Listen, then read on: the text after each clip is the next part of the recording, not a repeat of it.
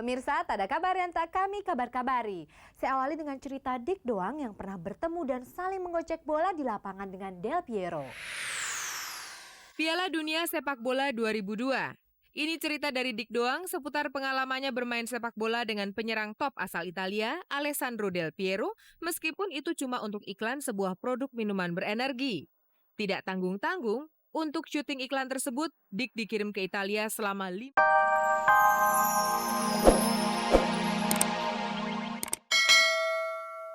Pemirsa, senang sekali rasanya saya melihat film Indonesia bermunculan digarap oleh anak-anak muda.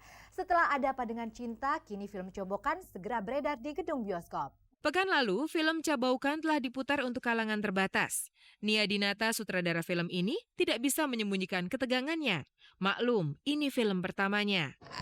Deg-degan aja, makanya dari tadi di luar aja, ngerokok aja di luar. Soalnya kalau di dalam tambah stres. Sementara para undangan masuk gedung bioskop untuk menyaksikan Cabaukan, Nia sang pembuat lebih suka di luar. Pemirsa, kami jadi teringat wawancara dengan Nia pada bulan April tahun lalu. Ketika itu kami mengunjungi sebuah lokasi syuting Cabaukan, di mana Nia dan awak film sedang menyelesaikan penggarapan film ini. Ketika itu Nia sangat bersemangat mengungkap harapannya bahwa semakin banyak orang membuat film, semakin bagus untuk Indonesia. Anybody can make films. You don't have to go to film school. Anybody can make films. Harus sabar aja dan committed. Committed waktu setahun deh, nggak usah nyari apa-apa, research apa-apa, bikin gitu maksudnya. Tapi if you have a film background, that's even better. Bagus sekali.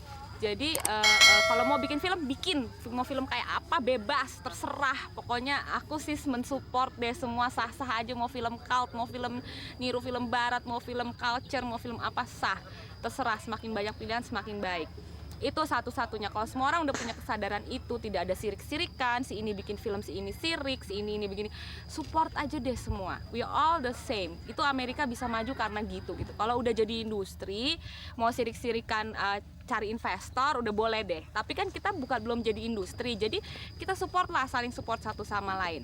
Baru bisa maju. Yang dijumpai Nia Dinata saat ini adalah memang terlalu sedikit film Indonesia diproduksi. Di antara yang sedikit itu terdapat Jaya Langkung yang sukses ditonton banyak orang. Dan Ada Apa Dengan Cinta yang saat ini sedang diputar di bioskop.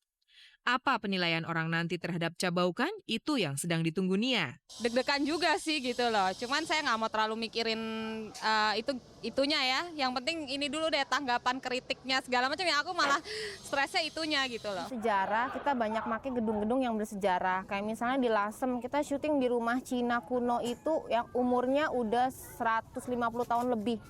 Tapi rumahnya itu masih bagus, masih kokoh. Terus yang serem aja gitu, kayak banyak setan.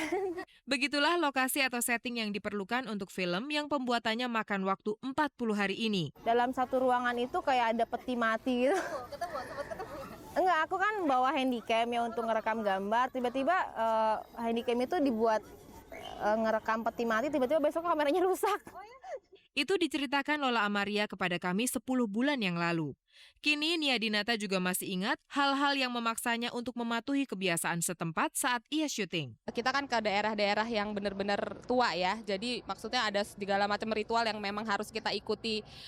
Lucu aja buat kita yang dari Jakarta yang harus mematuhi ini, harus gini adat istiadatnya, kemudian harus bawa sajen ini, sajen itu, ada yang minta cerutu lah orang penunggunya. Jadi yang kayak gitu-gitu buat saya baru dan ya kita ngikutin aja selama untuk demi kebaikan. Cosilatu yang dikenal sebagai desainer juga main di film ini memerankan karakter Cina. Saat ini rambutnya sudah tumbuh lagi, tapi di film ia tampil botak. Yang berat mungkin tari cokek sama yang dibotakin itu. Soalnya kan syutingnya kan waktunya berbeda-beda, jadi setiap kali syuting saya dibotakin. Nanti udah tumbuh lagi rambutnya dibotakin lagi, udah tumbuh lagi dibotakin. Pas pulang dari lokasi, kan lokasi syutingnya di luar kota tuh, kalau pas pulang itu naik kapal terbang kayaknya malu banget gitu. Soalnya rambutnya botaknya botak sebelah. Cosilatu hanya menanggung malu karena kepalanya botak sebelah. Tapi lebih berat dari itu sesungguhnya dialami oleh Nia Dinata. Sutradara ini sedang hamil 4 bulan saat ia menggarap filmnya. Ini kita juga emansipasi wanita ya, jadi maksudnya nggak usah tuh kita hamil dijadiin sesuatu yang wah gimana. Kepada calon bayinya di rahim, Nia cuma berpesan jangan ngerecokin. Ya udah kamu mau ya sama ibu kita syuting 2 bulan gini-gini, kuat ya. Ya udah, saya pikir anak saya pasti kuat, saya juga kuat. Ya udah syuting. Begitulah sejumput kenangan dari beberapa orang yang terlibat dalam penggarapan Cabaukan. Apakah film ini akan memperoleh tanggapan yang bagus dari masyarakat? Kita akan mengetahuinya nanti. Aku juga kurang tahu masyarakat kita sekarang tuh gimana ya menilai film. Tapi yang jelas satu hal yang aku karena udah nonton Jelangkung dan Ada Apa Dengan Cinta dan Sherina, 3 film yang paling sukses, itu filmnya komunikatif. Itu aja kayaknya kalau dari segi aku ya. Jadi film yang komunikatif dengan penonton mungkin bisa lebih dinikmatin sama mereka, sehingga mereka lebih mau untuk merekomendasikan, karena yang paling penting tuh word of mouth itu kan, rekomendasi nonton yang itu yang penting gitu. Pemirsa, tak ada kabar yang tak kami kabar-kabari. Saya awali dengan cerita Dik Doang yang pernah bertemu dan saling menggocek bola di lapangan dengan Del Piero. Piala Dunia Sepak Bola 2002.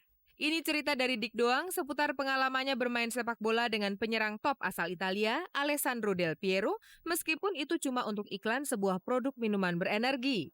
Tidak tanggung-tanggung, untuk syuting iklan tersebut, Dik dikirim ke Italia selama 5 hari. Sebagai pengagum Del Piero, tentu saja tawaran itu seperti ketiban rejeki buat Dik. Untuk itu ia rela tidak mempermasalahkan honor, asal bisa bertemu dengan Alessandro Del Piero. Aku bilang sama istriku, bilang gini, khusus yang ini kita nggak usah ngomongin harga ya. Karena ini aku pingin banget jadi bintang iklan ini, karena temanya bola. Berhadapan langsung dengan sang idola sempat membuat Dik seakan bermimpi. Mimpi yang indah karena Del Piero ternyata jago bola yang rendah hati. Ya dia rendah hati, orang populer tapi mulai duluan, berjabat tangan duluan. Menanyakan kita duluan. Luar biasa dia mas, kagak tahu. Aku jadi merasa makin kecil aja di depan dia. Artinya bahwa tuh lihat tuh orang hebat tuh kayak gitu. Semakin tinggi semakin kaya hatinya.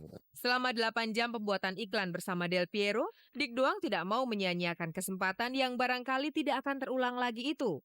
Ia memanfaatkannya untuk berbincang-bincang dan bertukar cenderamata. Iya, aku dapat bajunya. Aku dapat bajunya Del Piero sama celananya Del Piero. Celana dan bajunya Del Piero yang ditandatanganin sama dia.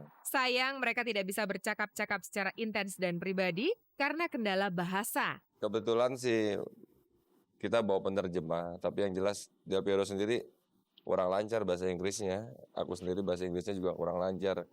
Jadi dia pakai bahasa Italia, aku pakai bahasa Indonesia. Dalam iklan tersebut terlihat Dik Doang dan Del Piero berebut bola. Mungkin tidak ada orang Indonesia lainnya yang punya kesempatan seperti ini selain Dik Doang, meskipun itu cuma untuk iklan. Kita ketemu hanya di lapangan itu aja, kita main bola bareng, kita ngadu penalti bareng. Kita juggling bareng, main bola bareng, dan itu hanya berdua kita lakukan di tengah lapangan. Dari situlah Dik Doang bisa merasakan langsung betapa hebat fisik pemain kelas dunia itu. Dengar cerita orang aja katanya kondisi pemain bola kita gampang kelelahan, apalagi saya mas, saya bukan pemain bola, suruh ngejar pemain dunia, waduh, capek banget. Kita kan dilepas begitu aja, suruh gocek dia, terus ngambil bola dia, waduh dikadalin deh gua capek. Gue nggak tahu sih kalau syutingnya harus begitu. Kalau begitu kan gue bisa latihan dulu 3 bulan ya. Kapan ya Indonesia masuk Piala Dunia? Kita mungkin aja bisa. Kenapa kita nggak optimis gitu? Saya dukung tetap Indonesia. Saya nggak dukung siapa-siapa. Tetap Indonesia. Kau dukung mana?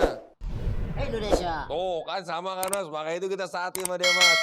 Tapi kalau lebih di ini lagi pemain mana yang paling kamu jago? Di antara Indonesia. Pemain Indonesia. Pemain Indonesia. Iya. Di antara Indonesia. Dia. Nah, ada yang kalau begitu. Ya. Pemain Indonesia. Kamu nggak lihat tuh yang gocek Del Piero itu siapa? Sebut namaku 3 kali. Bukan Bento dong. Dik doang. Gimana? Kalau dikasih kesempatan aku bisa tuh gocek Del Piero berkali-kali. Cuma kan karena Del Piero nggak boleh digocek. Kalau memang udah pernah sama Del Piero, coba bahasa Italia. Hei Bianca Castafiore Lamborghini Lambardo Del Piero. Tuh bisa kalau sama. Gak tahu. Dialah Ucok Baba yang membantu Dik Doang sebagai pembawa acara kuis bola RCTI. Dulu mereka saling kenal dengan cara tidak terduga. Saya tuh lahir dari sebuah kebencian terus berbalik menjadi suatu kecintaan. Awal gue benci banget sama Ucok. Awal ketemunya ya di mana ya? Masih ingat nggak bang? Waktu itu dia lagi nyoret-nyoret tembok. Masih deh, saya pikir anak kecil kan, saya harus melarang anak kecil itu dengan tidak kata-kata kasar kan. Makanya waktu lagi nyoret tembok saya nyanyi. Jangan coret-coret di pinggiran tembok. Kalau nanti nakal ucok-ucok kena.